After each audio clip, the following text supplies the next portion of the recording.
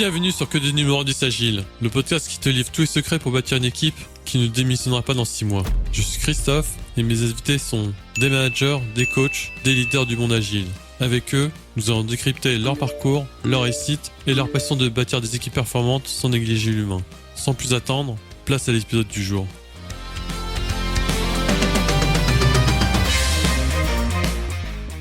Vous en avez marre des rétrospectives de sprint ennuyeuses et inefficaces ?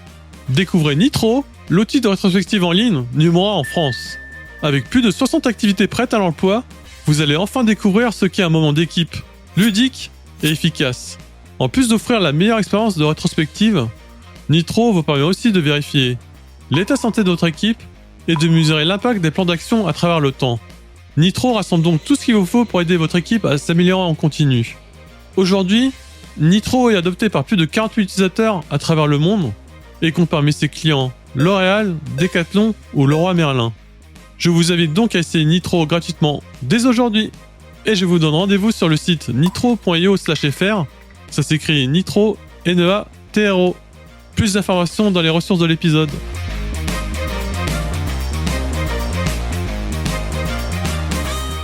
Bonjour à tous, bienvenue dans ce nouvel épisode du podcast Que des numéros 10 Agile. Je suis Christophe. Et aujourd'hui, j'ai l'honneur de recevoir une invitée qui m'a vraiment aidé dans ma carrière professionnelle et vraiment, je suis vraiment très reconnaissante. Lise, est-ce que tu veux te présenter ? Avec grand plaisir, Christophe. Moi, c'est un honneur de participer à ton podcast. Donc, moi, je suis Lise Bachmann. Je suis née en Lorraine. Ma racine est au fond des bois, comme dirait Majorelle, quelqu'un que j'apprécie beaucoup dans ma région. Et donc, ma carrière a toujours été tournée autour du management, de la direction générale, de l'administration des entreprises. C'est vraiment des sujets qui me passionnent. La dirigeance, la gouvernance. J'ai passé 20 ans dans un grand groupe, dans des postes de cadre et de dirigeante dans les fonctions RH et commerciales. L'audace d'un premier job dès 24 ans où j'étais responsable formation d'une business unit de 500 personnes, par exemple, à d'autres audaces dont on parlera plus tard. Et je suis quelqu'un de très curieux, avec beaucoup d'énergie. Tout au long de ma vie, j'ai eu l'audace d'explorer des terres inconnues, que ce soit l'entrepreneuriat, on en reparlera peut-être, que ce soit l'entrepreneuriat par procuration, qui est le fait d'être business angel, que ce soit évidemment le bénévolat et sur des causes qui me touchent beaucoup, comme l'égalité professionnelle entre les femmes et les hommes. Et donc, cette dernière grande audace, puisqu'en 2019, je quitte donc mon grand groupe et je décide de créer ma start-up qui s'appelle Woom Accelerator et qui a pour vocation d'accompagner les talents, pas que féminins, puisque tu en as un très bel exemple, Christophe, mais les talents masculins et féminins pour amener la parité, c'est-à-dire plus ou moins autant d'hommes que de femmes, dans les instances dirigeantes, qu'elles soient privées, publiques, associatives, pour justement une plus grande performance de ces organisations et pour que les décisions soient meilleures par la richesse des profils autour de la table et pour que donc ce monde tourne un peu plus rond, parce que je pense qu'il y a quelques sujets où on pourrait espérer mieux. Voilà, Christophe, ma petite présentation. Après, je peux aussi te dire, allez, je te le glisse, que je suis maman de 3 enfants, que je les adore et que c'est mon plus beau patrimoine. 22 ans, 13 ans et 7 ans.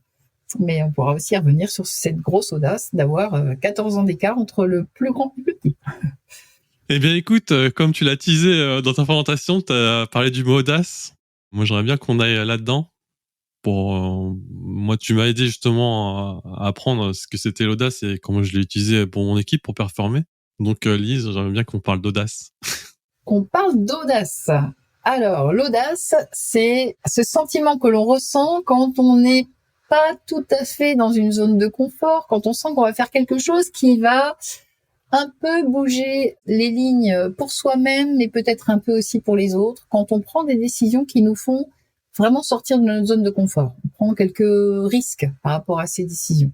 C'est de l'audace. Après, ça peut être totalement, travailler, contrôler, préparer. C'est un peu comme la chance, ça se prépare. L'audace, ça peut se préparer aussi. C'est un état d'esprit, c'est un mindset. C'est celui d'oser. En fait, l'audace, c'est vraiment la capacité à oser sortir d'une trajectoire classique ou d'une activité classique, d'une manière d'être classique, et puis oser être un peu différent finalement du collectif. Qu'est-ce que je peux dire de plus ? Eh bien que, ça c'est intéressant, c'est une étude d'Harvard qui a démarré en 1938 et qui étudie des cohortes de gens pour étudier leur niveau de bonheur. Et pourquoi je parle de ça? Parce que tu me demandes de parler autour de l'audace. Parce que ces cohortes qui nous ont suivis donc depuis 85 ans, je vais vous donner les 2 grands regrets qu'ont les personnes qui aujourd'hui ont 80 ans, donc de cette cohorte, par rapport à la vie qu'ils ont eue et qu'est-ce qu'ils auraient fait de plus s'ils avaient donc réfléchi autrement leur trajectoire. Eh bien, ces personnes, la première chose, c'est j'aurais aimé travailler un peu moins et passer un peu plus de temps avec les proches qui me sont chers. Donc voilà, ça c'est clair, le bonheur c'est vraiment très lié à son réseau et à la qualité des relations qu'on a avec les autres. Mais la deuxième chose, ça a un lien avec l'audace. C'est j'aurais aimé finalement me préoccuper beaucoup moins de ce que l'on pensait de moi. Ce que ça veut dire, c'est que si on passe son temps à se demander ce que l'autre pense et que ça nous empêche finalement de bouger, eh bien, c'est très en lien avec l'audace. On va pas avoir l'audace et finalement, derrière, ce que ça veut dire, c'est qu'on n'aura peut-être pas non plus cette capacité à réussir. Ouais, t'avais parti un peu de ton leadership, hein, Lise. Ouais, je commence à te connaître. Oui. Et l'audace, c'est un peu ta marque de fabrique. Comment tu t'accompagnes justement les élèves de ta formation pour justement faire le Alors, premier pas dans l'audace? Parce que c'est pas facile, hein. Moi, je sais, on en parlera après, mais c'était difficile à démarrer. Hein. mais en effet, Christophe, je pense que suivre le programme Moom Accelerator t'a transformé quelque part et que ça part déjà beaucoup de ce sujet de l'audace, de ce sujet aussi, probablement pour ce qui te concerne toi, c'est de ce sujet de quelqu'un d'assez introverti, mais par rapport à un sujet de probablement de confiance dans soi, mais aussi à un sujet autour du feedback et du besoin de feedback, ce que tu diffuses aujourd'hui à fond dans tes équipes, ce qui fait ta qualité de Scrum Master agile. J'ai vu cette transformation sous mes yeux et c'est très lié à l'audace. Regarde aujourd'hui, toi qui étais plutôt quelqu'un qui parlait très discrètement, pas très fort, et là c'est devant un micro et tu casses tu casses le game et ça c'est vraiment une sacrée audace.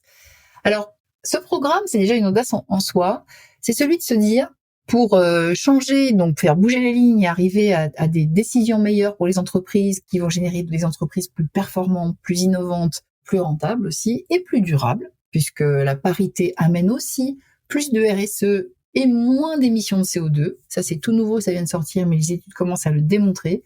Les équipes paritaires, c'est gage de moins d'émissions de CO2. Donc, l'audace, c'est la suivante. C'est celle de créer une entreprise from scratch, hein, donc voilà, et de finaliser un programme qui ose ouvrir toutes les prises de conscience des leviers que les personnes, ces talents, n'ont pas encore actionnés, et que juste en les actionnant, ça va leur permettre vraiment de faire des gaps, mais de gagner, on dit 10 ans, mais vraiment certains me confirment, j'ai gagné 10 ans.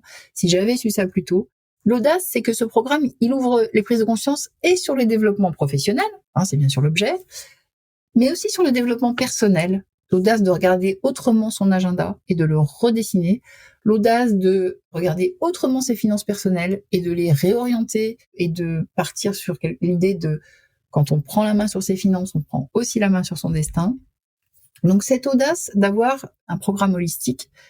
L'audace aussi, c'est que ces prises de conscience, parfois, ça bouscule. Ça bouscule en se disant, oh là là, mais ça fait 20 ans, j'aurais su ça plus tôt, j'aurais peut-être été dans un job différent, j'aurais pris de plus gros challenges. Mais le sujet, c'est pas grave. En toute bienveillance, avec toute la bienveillance de mon équipe, parce qu'on est tous sur cet ADN et de l'expertise, de l'exigence, mais aussi de la bienveillance, on accompagne ces prises de conscience. C'est-à-dire que si par exemple quelqu'un se prend conscience que 40 ans ou même moins ou plus, la personne n'a encore pas vraiment réseauté, n'a pas vu l'intérêt du réseau, alors que tout le monde le sait, c'est la clé absolue de réussite, le réseau. Eh bien, cette personne peut être totalement déstabilisée en disant, oh là, j'ai perdu 10, 15 ans, c'est pas grave. Le c'est pas grave, c'est que, ok, vous avez donc plus ou moins compris comment ça fonctionnait, comment il fallait réseauter, comment on s'y prenait avant, après, et bien sûr pendant, quels étaient les 4 types de réseaux, ça c'est ce qu'on enseigne donc au sein du programme Moom Accelerator.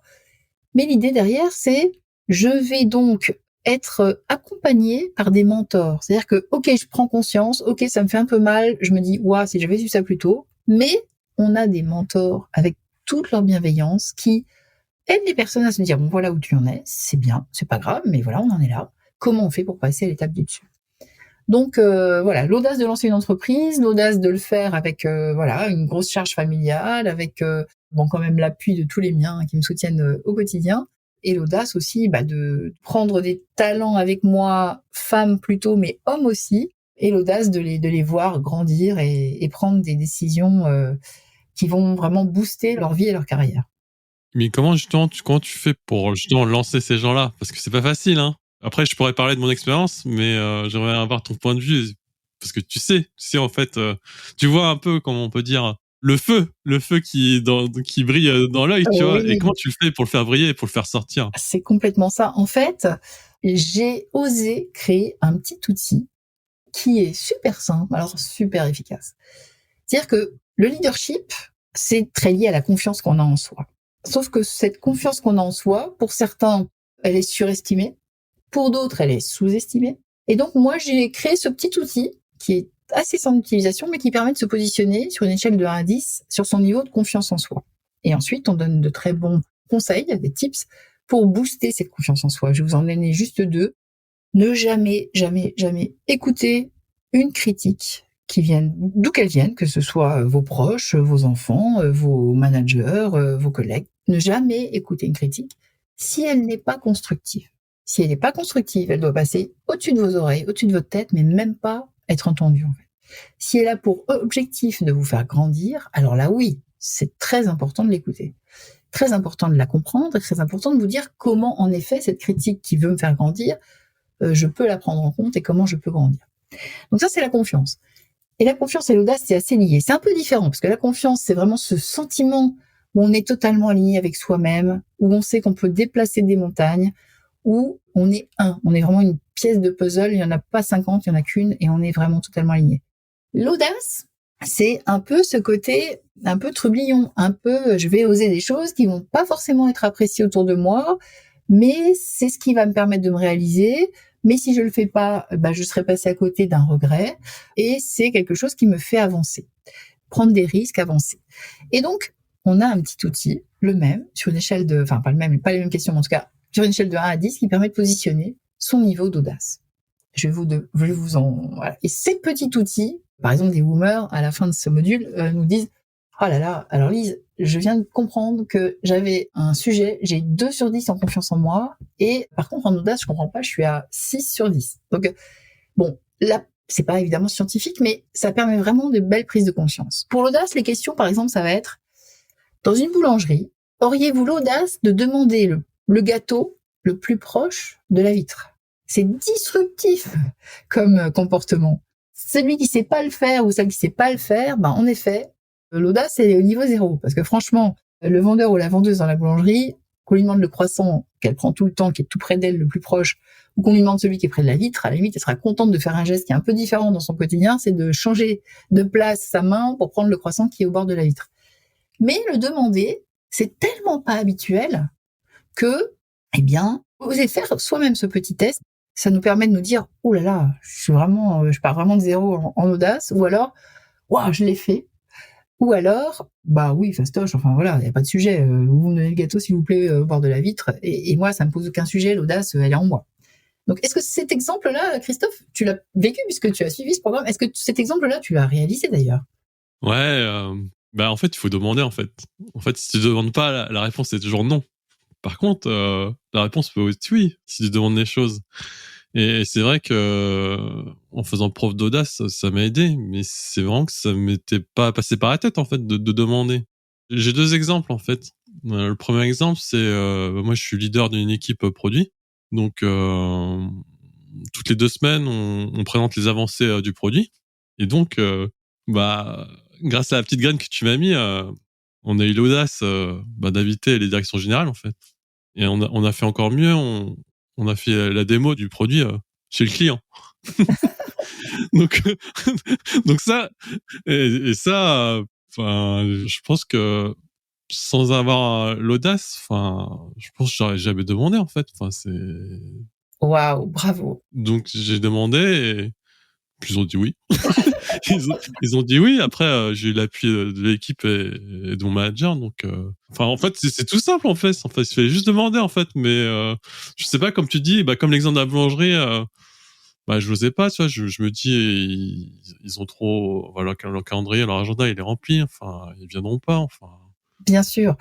Excellent, Christophe, comme retour, parce que là, tu as utilisé tous les mots qui sont clés. Alors déjà, un dicton ou une citation que j'aime beaucoup, et d'ailleurs, c'est d'une entrepreneure française extraordinaire et qui est d'ailleurs une de nos mentors, qui s'appelle Sandra Legrand. Elle le dit, elle le répète, et il faut vraiment l'écrire pour se l'ancrer en tête, c'est « On n'obtient jamais, jamais, jamais ce que l'on mérite ». Ça, c'est un choc d'entendre ça. On n'obtient jamais ce que l'on mérite. On n'obtient que ce que l'on demande. Et ça, si on a compris l'impact de cette phrase, mais ça va changer la vie sur beaucoup de choses. Ça va changer la vie sur des choses que l'on va demander à ses collaborateurs, parce qu'on n'osait pas leur demander. Puis finalement, ils sont très réceptifs à la question. Ça va changer la vie sur un bonus qu'on estime qu'on le mérite, mais si on le demande pas, ça va encore tomber à côté. Ça va changer la vie sur, là aussi, un point de vue un peu disruptif, mais si on est face à un gros projet, qu'on a du mal à le financer, que les banques sont pas au rendez-vous, et en plus, en ce moment, il y a un contexte. Et pourquoi pas avoir l'audace de demander une avance sur héritage à ses parents? Ça paraît choquant quand on dit ça, mais pour beaucoup qui ont osé le faire, les parents sont ravis d'entendre que leurs enfants ont un vrai projet, évidemment, et qu'ils le verront de leur vivant se réaliser.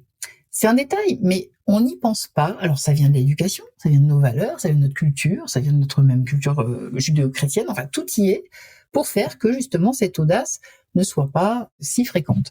Je parlais tout à l'heure des 2 conseils en confiance en soi. Le deuxième, il est un peu lié à l'audace, c'est ayez l'audace de vous fixer. Vous avez un objectif, je sais pas, vous devez faire 100, quel que soit votre secteur d'activité, vous devez faire 100. Eh bien, ayez l'audace de vous fixer pour vous-même l'objectif de faire 105, 110, peut-être même encore plus. Parce que si vous réussissez à le faire, alors avec vos équipes aussi, c'est-à-dire que en général, d'ailleurs c'est classique, c'est que quand on vous donne 100, vous en donnez 110 à l'équipe et vous êtes sûr de faire les 100. Mais là, l'idée c'est encore plus loin. C'est vous allez en donner 110 à l'équipe et vous êtes sûr que vous allez les faire les 110. Parce que quand vous allez réussir à les faire ces 110 là, eh bien, vous allez vous dire waouh, je l'ai fait. On m'a demandé 100, je délivre 110.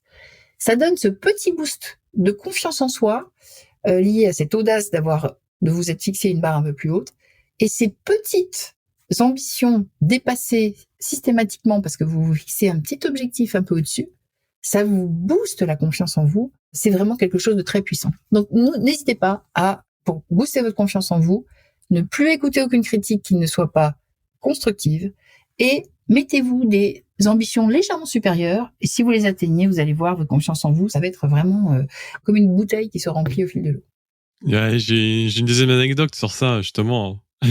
Avec plaisir. Dans ma boîte, chaque année, il y a un concours du produit le plus innovant de l'année. Et c'est un concours interne. Et justement, je me suis dit, tu sais comment ça marche. Dans les grands groupes, il y a toujours une question de budget, il faut toujours se montrer et tout. Et je me suis dit, participer à ce concours, ça permettrait justement de donner de la visibilité à mon équipe et aussi pour récupérer des budgets. Et donc, quand j'avais proposé de participer au concours à mon équipe, la première action, c'était non, mais on est nul en com, c'est de la politique, on n'a pas le temps. Ils avaient pas la big picture, mais je vois très bien. Donc ça peut commencer un peu en critique, mais j'ai dit non, faut pas raisonner comme ça. Donc déplacement du regard, ça s'appelle déplacement du regard. Tu les as aidés à voir les choses autrement, oui. Donc finalement, comme ils ont quand même confiance en moi, ils ont dit bon, on va tenter, on va essayer. Mais je leur ai dit, on participe au concours, mais c'est pas l'important, c'est de participer. On y va, mais on y va pour gagner. Donc voilà, ils m'ont gardé avec les yeux grands ouverts. Ok. Au final, on a participé et on s'est formé à créer des vidéos. Moi, je me suis formé dans la com. Ouais. Et je me suis formé aussi à créer des vidéos. Et du coup, j'ai formé les gens de mon équipe justement à monter des vidéos et tout. Et ce qui nous manquait aussi, c'était avoir le témoignage d'un client. Et on a demandé à notre client une vidéo et il l'a faite pour nous. Après, on l'a montée. Et voilà. Et ouais, pour les gens de l'équipe, c'était important, c'est de participer, de se montrer, de pitcher et de se montrer vis-à-vis du groupe. Mais moi, depuis le début, je voulais terminer premier, comme tu disais. Ça, c'est clair. On part pas au combat si on sait pas pour le gagner, sinon. Mais voilà. Et au final, ouais, j'ai fait de la com avec des entités du Paraguay, en Autriche. Donc, on s'échangeait, de la com pour donner de la visibilité sur nos projets. Et au final, on a fini premier, en fait. Tu devrais le dire de manière encore plus humble. Ça m'étonne pas de Non, toi. Vous avez tout déchiré, c'est ça que tu es en train de me dire. mais on a fini premier. Ouais. Et justement, à la fin, à la discours, il y avait une cérémonie, et à la discours de cérémonie, je disais, mais c'est pas juste une seule personne qui a gagné, tu vois. Et j'ai ramené justement juste derrière moi l'équipe et même le client. Et que c'était vraiment une victoire collective. Et le client, ouais, ça c'est énorme. Ouais. Ouais, on a eu le client. Donc Et pour moi, redis-moi, ta victoire, elle était au niveau de la France? Ah oui, du Paraguay, donc au niveau mondial. non, c'est du mondial. Ok. C'était un concours mondial. Waouh. C'était un concours mondial à Ah oui. interne. Et moi, je pense que ouais, si tu m'avais pas accompagné, jamais j'aurais pensé à faire ça, tu vois. Waouh. Donc c'était voilà. Ah bah, Donc c'était de l'audace et comme tu dis, ouais, il faut demander, il faut se donner les moyens et après, et ça peut marcher.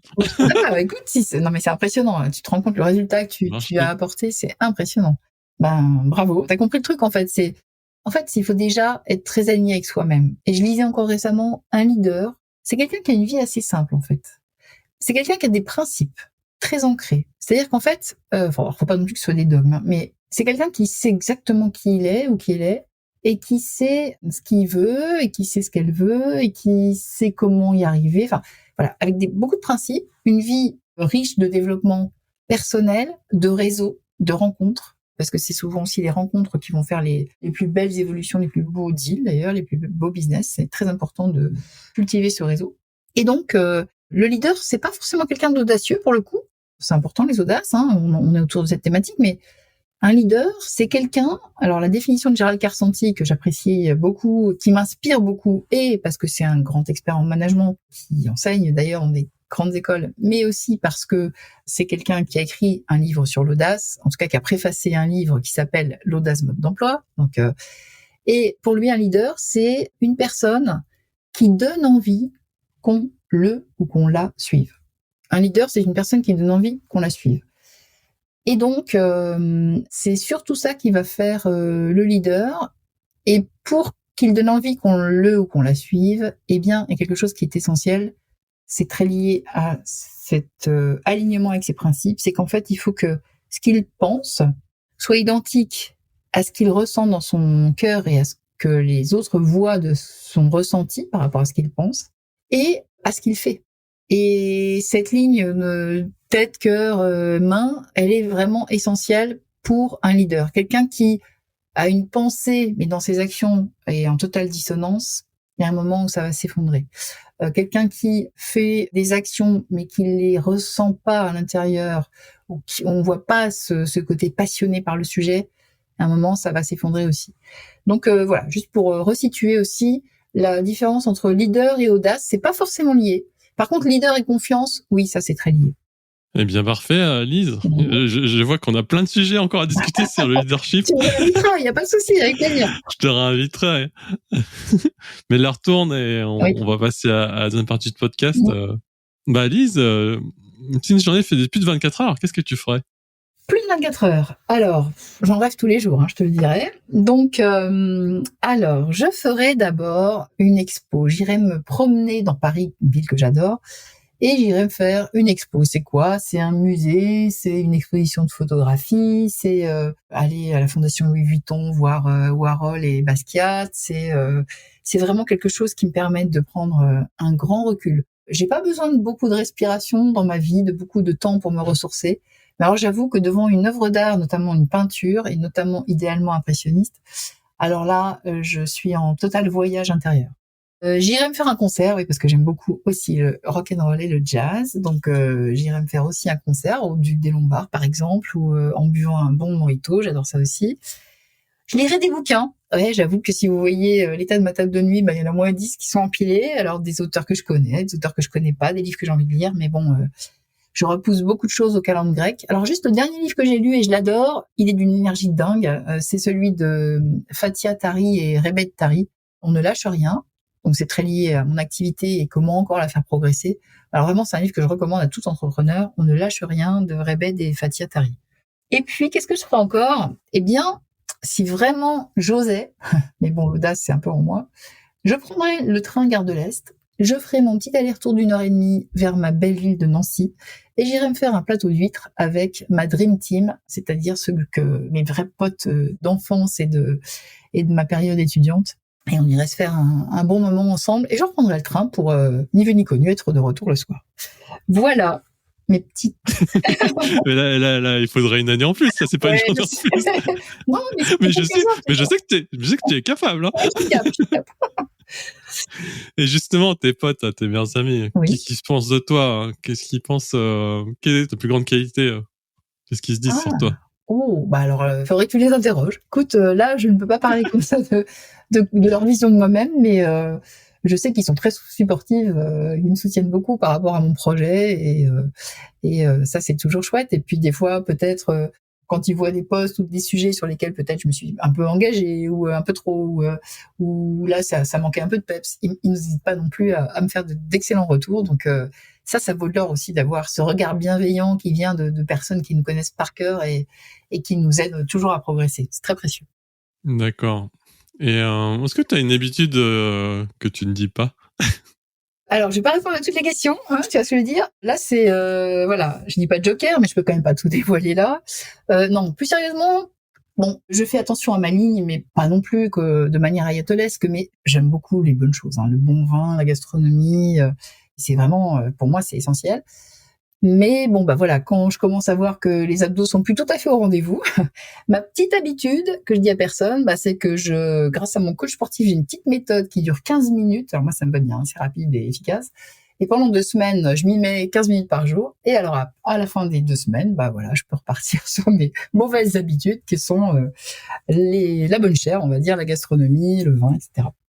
Ok, Lise, on arrive à la fin de ce podcast. Deux dernières questions. La première, est-ce que tu as un souvenir d'enfance qui t'a marqué? Alors, un souvenir d'enfance qui m'a marqué, c'était peut-être un mindset. Toute petite, peut-être l'âge de 6, 7, 8 ans, j'adorais monter aux arbres, grimper aux arbres. Et j'avais dans le jardin de mes parents un mirabellier et un immense pommier. Et mon vrai kiff, c'était de grimper aux arbres, d'aller entre les branches et parfois même je m'y installais. J'avais comme un espèce de siège réalisé par 2 branches dans lequel je me logeais et je bouquinais des petits romans d'enfance sur mes arbres.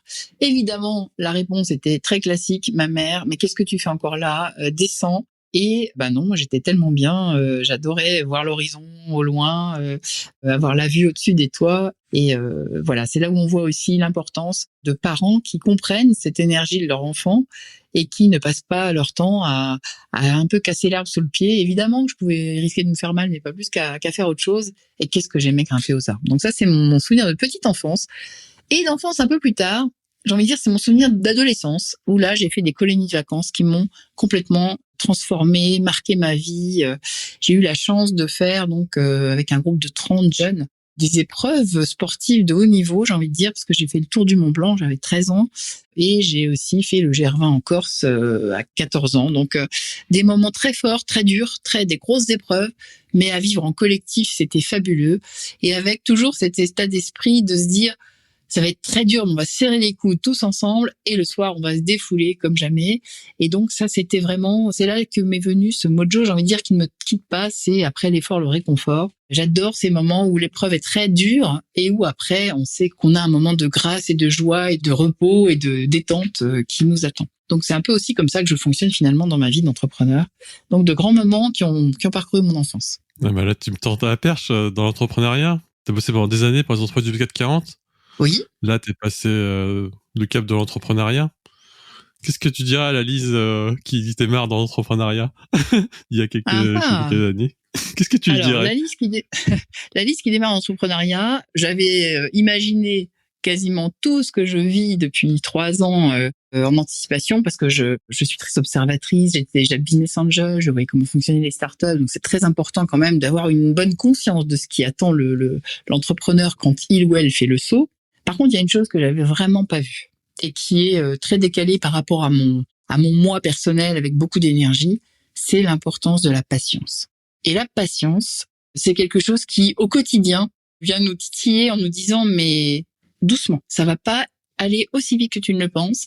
Tu dois être patient, tu plantes tes graines, ça va prendre, ça va pousser puisque ton produit il est bon, puisqu'il y a un super fit sur le marché, etc. Mais la patience, c'est quelque chose que si on ne l'a pas, c'est un peu comme la résilience. Alors là, ça va être une épreuve très très dure, l'entrepreneuriat. Donc patience et résilience, oui, c'est vraiment 2 éléments déterminants. Voilà. Ok, Lise, on va s'arrêter là. Si on veut te joindre pour bosser avec toi ou discuter avec toi, comment on peut te joindre ? Alors, la meilleure manière de me joindre, c'est LinkedIn. J'y suis beaucoup. C'est là où je poste soit du contenu avec des conseils, soit des événements auxquels je participe, on participe, nos équipes participent. Donc, en MP sur LinkedIn, en général, c'est un très bon moyen de se connecter à moi et éventuellement aussi pour en savoir plus sur ce programme unique et innovant qu'on a créé et qui génère ce résultat, parce que moi je suis une femme d'action et orientée résultat, c'est-à-dire que 80% des personnes qui entrent dans ce programme évoluent professionnellement dans l'année qui suit. Donc ça j'y tiens, elles évoluent principalement dans leur entreprise, quelques-unes sortent mais bien moins que le taux actuel de départ d'entreprise lié à du big quit ou à du quête de sens. Là, on a vraiment des personnes qui s'alignent et qui osent prendre de très très belles responsabilités au sein de leur entreprise. Donc n'hésitez pas, écrivez-moi sur LinkedIn et je vous répondrai en messagerie privée sans problème. Eh bien, merci Elise pour ce mot de la fin. Merci beaucoup. Je terminerai pour te remercier. Ton programme m'a beaucoup apporté. Donc, vraiment merci à toi. Très belle rencontre grâce à LinkedIn et grâce à notre ami en commun, Christophe Garçonnet. Exactement. Ouais, ça m'a beaucoup apporté, donc merci à toi. Et le podcast c'était trop court. T'es dans un journal de malade. Tu repasses ça. C'est clair. Je repasserai. En tout cas, c'était un vrai plaisir. Je suis ravie aussi de ce que tu as développé, de toutes les portes qui s'ouvrent à toi et que tu as envie d'ouvrir. Donc, Christophe, bonne chance pour l'avenir. Et puis, à très vite de toute façon. Bonne journée. Très vite. Merci à toi. Ciao.